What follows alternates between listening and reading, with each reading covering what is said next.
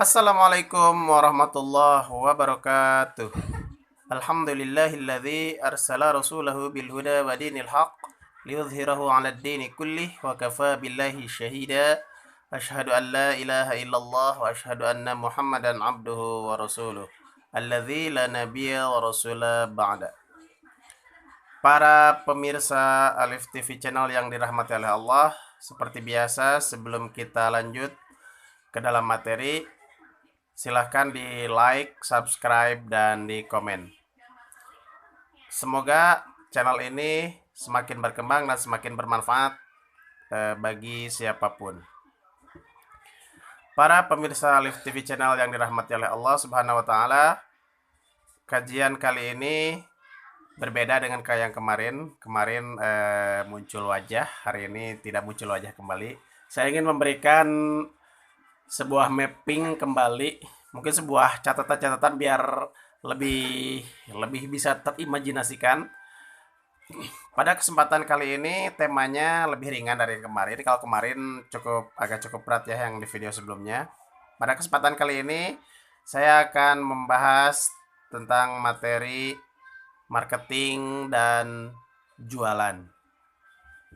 Baik, saya ke bawahkan dulu ya, untuk memudahkan menulis. Oke, baik.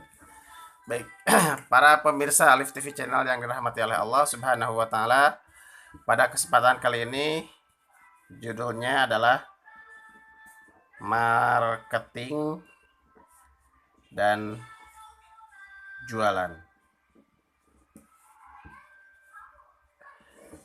Ini mohon maaf, ini agak kejauhan ya. Saya coba dekatkan dulu sebentar. Nah, oke. Nah, marketing dan jualan, apa hubungannya? Ini hubungannya sangat erat sekali. Seperti pernah saya kemukakan sebelumnya, bahwa unsur utama dalam bisnis itu bukan teknologi, bukan kantor, bukan sistem, bahkan bukan produk. Tetapi unsur yang paling utama dan yang paling penting dalam bisnis adalah penawaran. Yang unsur yang paling penting adalah penawaran. Unsur penting dalam bisnis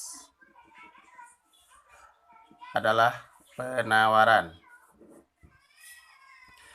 Unsur penting dalam bisnis ini adalah penawaran, sehingga tidak akan terjadi suatu transaksi bisnis tanpa ada penawaran.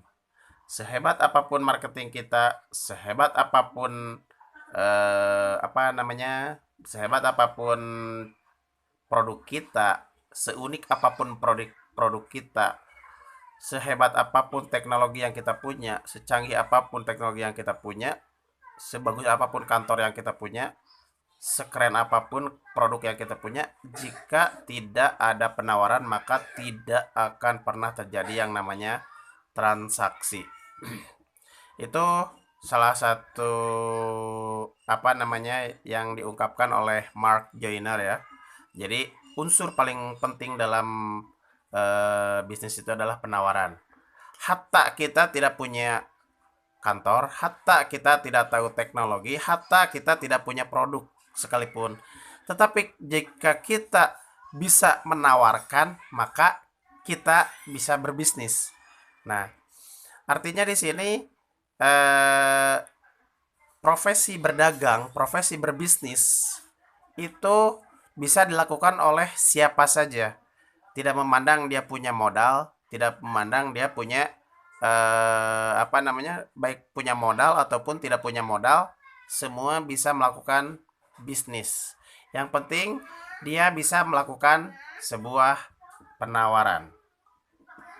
Jika bisa melakukan sebuah penawaran, maka dia sejatinya sudah bisa berbisnis. Sebetulnya dalam bisnis itu tidak ada strata sebetulnya. Sehingga tidak ada istilah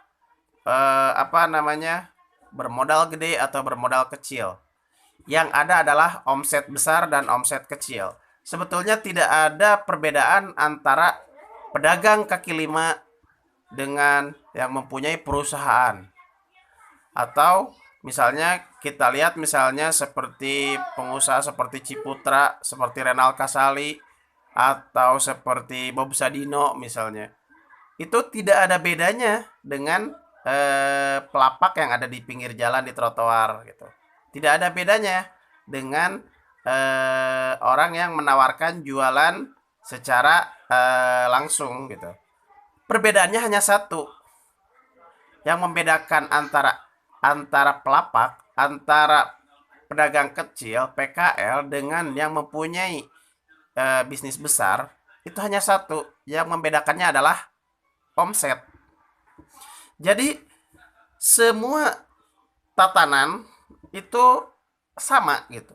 Cuman kalau yang bisnis kecil itu masih dengan pola sederhana. Kenapa dia polanya sederhana? Ya, misalnya untuk pembukuan, ya orang yang namanya bisnisnya masih kecil tidak perlu pusing-pusing membuat pembukuan yang rumit gitu. Tetapi semakin besar bisnis, semakin besar itu memerlukan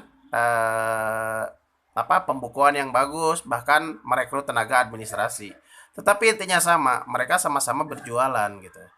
Tidak ada jaminan bahwa bisnis besar akan selalu menjadi besar, bisnis kecil akan terus menjadi bisnis kecil. Kecuali semuanya stagnan di situ ya.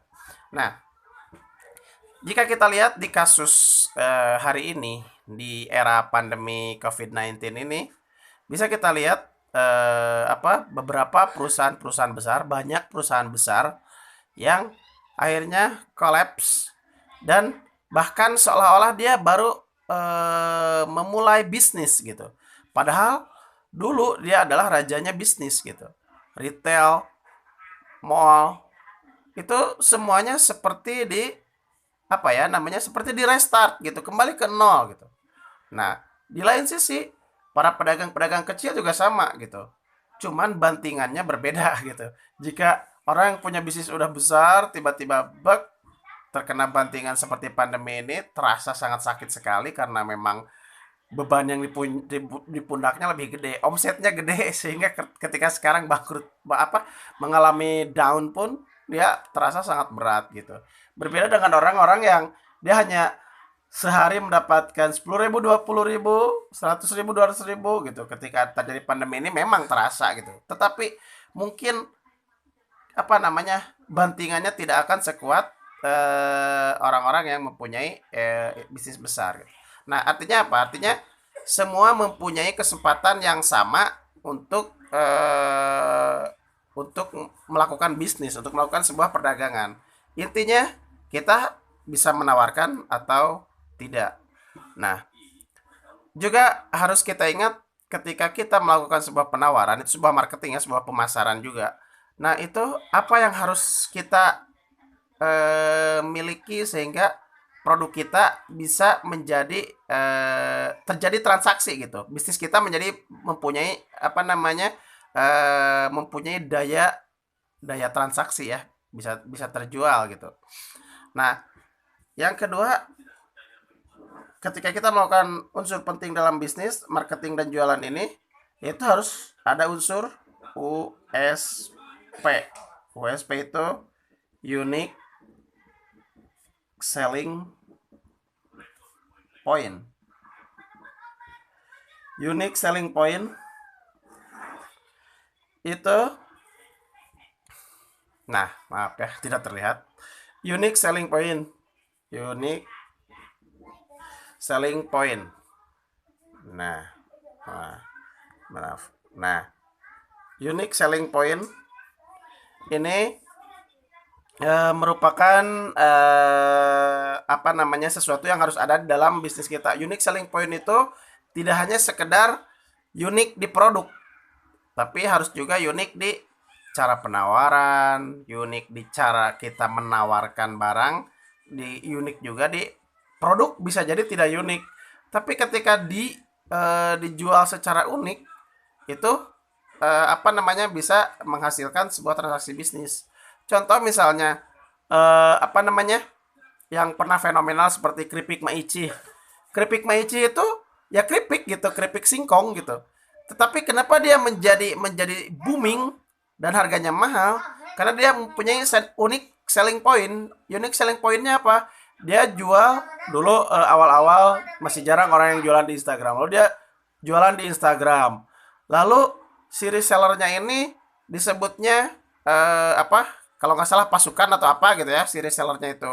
Si resellernya ini ada yang menggunakan motor, ada yang menggunakan beca, dia nongkrong di kampus-kampus gitu. Lalu misalnya gini, hari ini saya akan berjualan di sini, diumumkan di Instagram sampai mengular di mana-mana gitu. Nah, singkongnya adalah singkong pedas gitu. Keripik singkong pedas, tetapi dia mempunyai unique selling point yaitu tadi gitu, memanfaatkan sesuatu yang berbeda gitu di situ. Nah, unique selling point ini penting. Kenapa? Kenapa penting gitu? Karena ini akan menjadi daya tarik orang untuk berkumpul gitu. Ketika Maici menyebutkan apa namanya para resellernya dengan istilah pasukan atau prajurit atau apa saya lupa lagi ya sebutnya. Nah, si pemiliknya, si ownernya itu menyebut dirinya sebagai Jenderal Maici. Nah, itu dengan penamaan aja sudah merupakan unique selling point gitu. Sehingga menjadikan Maici ini jadi besar gitu. Atau misalnya kita lihat misalnya apa brand internasional seperti misalnya apa McDonald. McDonald apa sih yang dijual? Nasi dulu ya. Dulu itu awalnya ada jualan nasi, ayam, ayam goreng pakai saus. Sudah, tapi kenapa bisa sampai menggurita, sampai orang keren ya bisa makan di McDonald. Padahal kan cuman apa ayam, saus, lalu nasi gitu. Dan sekarang ada kentang, burger dan segala macam. Cuman maksudnya itu adalah hal yang biasa gitu. Tapi kenapa orang lebih oh McD selain brand itu mungkin brand juga ya. Tetapi di satu sisi ada yang harus kita lihat bahwa bisnis McD ini itu adalah dia mampu menerapkan unique selling point gitu dengan cuman makan ayam doang gitu, tempatnya ber AC, terus dia punya jargon I'm loving it gitu sehingga orang kesana tuh keren makan di situ gitu. Padahal ya gitu-gitu aja gitu sebetulnya. Tetapi ya memang disitulah uniknya unique selling pointnya McDonald di situ. Meskipun rahasianya McDonald itu bukan di situ ya. Nanti di lain kesempatan saya akan berbicara tentang itu. Nah, unique selling point ini penting kita apa namanya kita create gitu, baik dia produknya atau caranya. Jika kita meng-create produk yang unik berarti sebuah diferensiasi ya. Tetapi kalau kita meng-create suatu produk yang unik lalu kita memperkenalkannya, betul itu bisa menjadi poin kita untuk poin terbaik untuk jual. Tetapi itu memerlukan proses riset, memerlukan proses pengenalan produk kepada halayak. Dan ketika kita sebut unik, apakah halayak juga menyebut itu unik? Nah, itu yang harus kita ya, apa namanya kita pikirkan. Ketika kita membuat sesuatu produk yang unik, ya itulah tantangannya dan memiliki biaya besar karena akan mengalami trial and error. Kalau langsung laku sih alhamdulillah gitu. Tapi kalau misalnya belum laku kan, kalau kita langsung break, kita bikin sesuatu yang menurut kita unik, tapi ternyata menurut pasar tidak unik, ya sudah gitu. Nah, inilah yang harus kita perhatikan di sini. Unique selling point. Makanya lebih mudah lagi kalau misalnya kita mendiferensiasi itu tidak di produk, tapi di cara menawarkan. Di cara menawarkan ketika kita menawarkan seperti tadi contoh kasus yang Maici ya, itu kan sebetulnya produknya biasa saja gitu, tapi cara menawarkannya itu luar biasa. Nah, sehingga itu menjadi unique selling point. Kita itu hanya apa namanya? Ongkosnya lebih murah gitu daripada kita harus membuat produk gitu. Membuat produk yang unik. Jika kita punya modal besar bagus kita bikin produk yang unik terus kita jadi market leader di produk yang kita jual di jenis yang produk yang kita jual itu. Tetapi kan itu butuh modal banyak gitu. Nah, yang di sini saya hanya mengungkapkan yang bisnis-bisnis kecil lah yang mulai bertumbuh gitu ya. Nah, itu diawali dari cara dulu gitu. cara kita menjual gitu. Produksi boleh biasa, tapi cara kita menjual gitu. Nah, kalau atau misalnya kita ketika misalnya PSBB nih, zamannya pandemi COVID-19 ini, misalnya kita jualan sayur dengan cara menawarkan di status WA, di Instagram dan segala macamnya, lalu kita share ke teman-teman, lalu kita kirimkan apa namanya karena harus stay at home otomatis kita harus melayani sampai rumah. Nah, ini masih jarang dilakukan. Itu beberapa tukang sayur konvensional masih nyaman dengan gaya jualan biasa. Padahal sekarang pasar itu semakin luas gitu bagi tukang sayur itu. Yaitu apa? Yaitu ketika si tukang sayur ini bisa memanfaatkan pangsa pasar ini. Sebenarnya pangsa pasar ini kan yang asalnya misalnya si tukang sayur konvensional itu cuman dia jualan di kompleks saja, di kampung-kampungnya saja gitu. Tapi dengan adanya pandemi ini dia bisa melebarkan sayap. Tapi dia tidak bisa hanya dengan dorong gerobak saja. Tapi dia harus merubah cara gitu. Caranya itu salah satunya tadi misalnya online gitu. Kita kirim pakai motor, bawa box dan segala macamnya. Nah, itu bisa menjadi unique selling point kita gitu. Mungkin apa namanya dan itu akan menambah bobot apa ya namanya eh, diri kita sendiri, personal brandingnya kita naik gitu. Dari angsalnya mang sayur atau tukang sayur disebutnya, kalau apa namanya kita kita jualan menggunakan sistem delivery pakai motor gitu ya, atau pakai sepeda sekalipun tidak apa-apa gitu, pakai sepeda misalnya. Tapi kita apa namanya mengantarkan delivery, kita bisa memberikan misalnya ya nggak usah keren-keren pakai apa logo sablon atau gimana. Kita cukup misalnya dengan printeran gitu ya. Kita bikin tulisan fresh apa misalnya fresh market delivery atau fresh apa gitu ya. Itu dengan seperti itu akan wah ini mah beda gitu. Kita nggak akan disebut lagi mungkin masih ada orang yang menyebut tukang sayur tapi kan kelasnya sudah beda gitu. Ketika kita datang menggunakan motor dengan membawa box, oh ini loh jualan saya gini. Nah, itu mempunyai nilai gitu. Sehingga kita pun dari sisi harga bisa apa pricingnya itu bisa naik gitu dan itu akan apa menjadikan jualan kita itu atau kitanya sendiri juga naik secara personal gitu. Keduanya dari sisi penjualan kita lebih baik, dari segi harga lebih baik dan dari segi pangsa pasar kita bisa lebih luas gitu. Seperti itu. Nah, itu unique selling point. Yang ketiga, poin yang ketiga yang harus kita perhatikan dalam marketing dan jualan ini adalah kita harus memahami apa itu marketing. Apa itu marketing? Apa itu marketing?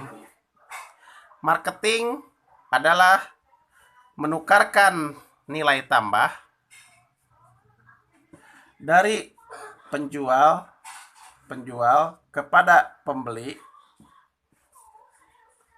sehingga pembeli dan penjual untung. Nah, marketing itu menukarkan nilai tambah dari penjual kepada pembeli sehingga penjual untung, pembeli untung. Ketika seorang penjual menjual tapi tidak ada nilai tambah, bahkan rugi si pembeli itu, maka itu bukan marketing. Kenapa? Karena marketing itu beda dengan selling. Selling itu jual beres. Tapi kalau marketing itu sifatnya berkesinambungan. Kalau bahasa sayanya mungkin selling itu mencari pembeli, kalau marketing itu mencari pelanggan. Pembeli dengan pelanggan kan berbeda gitu. Kalau unique selling point, tadi kita hanya sell gitu ya, menjual. Ketika kita menjual saja ya sudah, ada orang yang beli hari itu udah beres, udah selesai. Tetapi tujuan marketing itu adalah apa? Repeat order. Repeat order. Repeat order. Nah, ini yang diharapkan dari sebuah bisnis, repeat order.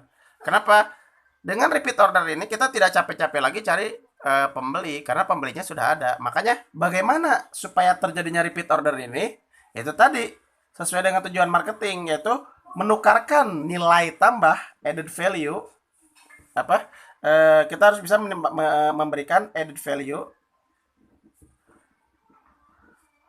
nilai tambah kepada pembeli. Jadi ketika seseorang membeli sesuatu kepada kita, itu harus bisa merasakan manfaat dari produk yang dia beli gitu. Ketika dia mendapatkan sesuatu dari produk yang kita jual gitu, dia merasa, wah ya, nah ketika dia membeli itu merasa beruntung, bahagia gitu. Nah itu yang paling utama. Nah, gitu. Ketika orang merasa bahagia dengan produk kita, dengan added value yang kita berikan kepada dia, maka dia akan otomatis repeat order gitu, repeat order gitu. Makanya lalu bagaimana ketika ketika kita melakukan sebuah marketing itu? Zaman dahulu mungkin cukup disebut selling ya, bukan marketing kalau dulu. Mungkin kalau sekarang marketing lebih kompleks lagi gitu. Nah, menukarkan nilai tambah dari penjual kepada pembeli, tujuan marketing ya, supaya mendapatkan repeat order. Nah, ini tidak cukup hanya added value saja. Barangnya bagus, pembelinya puas gitu. Tetapi dia misalnya jamedud apa jamedud itu misalnya dia memberikannya dengan kurang senyum atau bagaimana gitu. Nah, maka di sini ada yang dinamakan dengan istilah apa? Marketing itu sama dengan membangun hubungan.